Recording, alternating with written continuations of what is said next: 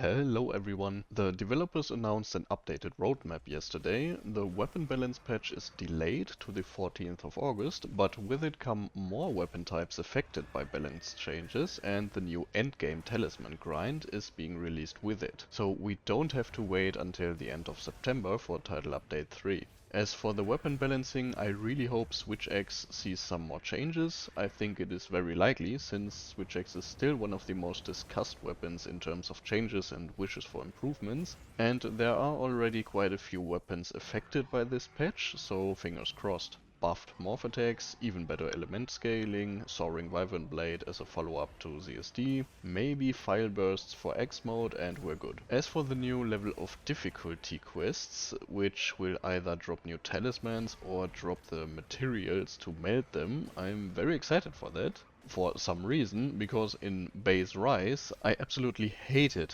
the entire endgame, consisting of shredding your most valuable monster parts into the melting pot only for the twink to give you a constitution and speed eating charm. Maybe it's because it isn't the only endgame grind we have, or because it is tied to a new level of difficulty, which I really appreciate, but I wonder what it could be, and I hope they make use of the Frenzied Monsters some more. We had this entire storyline about the Dragon Torch being infected and the Frenzied Monsters showing up in the Ice Shard Cliffs, so we had to eliminate Gormagala, but like, now what? Frenzied monsters still exist, but they literally don't work and are probably the easiest hunts in this entire game right now. They are made out of paper mache and don't even hit harder. They also drop the frenzy shards, which don't really have a use right now, at least not a unique one that would make them really valuable. But there clearly went some effort into designing them. Their roars are different, their eyes and mouth have unique effects,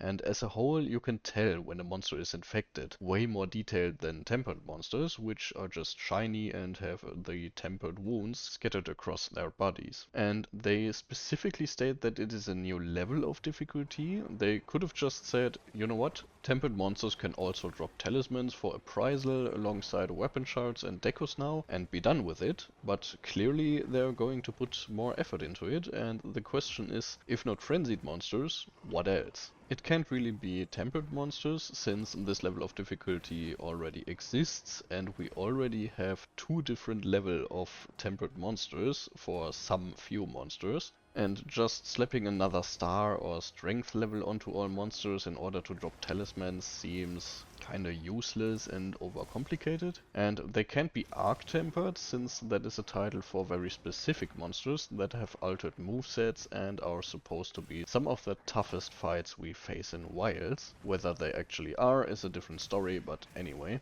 And as I said, the system for frenzied monsters already exists and has been a pretty big topic after the main quest line that just ended after we killed Gormagala. They just need a rework, and they'd be the perfect system for another endgame system to run alongside tempered monsters. And either in the title update 4 or in Master Rank we could see the return of Apex monsters, tempered monsters that survive the frenzy virus or something like that, tying those two systems together for an even greater challenge. This is of course all speculation right now, and I could be completely wrong here, but I'm excited for it, to be honest. A more diverse endgame, hopefully more monsters are useful again for whatever the new talisman system holds. Monsters like Rathalos, Shivu and Fulgur Anjanath are really deserving of some higher difficulty versions, I think. And this could become one of the best endgame systems we've had since 5th gen. World Endgame was the grind for those Dreamstones, which was so frustrating and annoying that it really made me drop the game every now and then, and I just couldn't hunt the very few monsters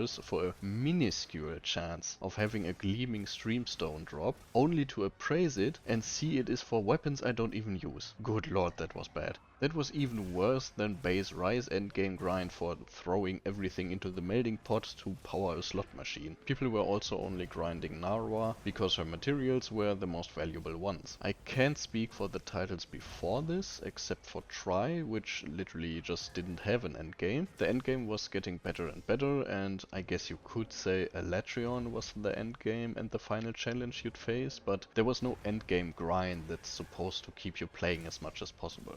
But yeah, Base World and Rise endgame, awful systems, seriously. Personally, I think Wild's endgame system with the Archean weapon parts is at least better than those other two, but it certainly has its problems as well. But getting another kind of endgame grind on top of that could turn it into a decent system. And then we'll see what the rest of the title updates bring into the mix. I'm excited for what's to come and hope we get more details on the Talisman grind and title update 3 very soon. But how do you feel about it?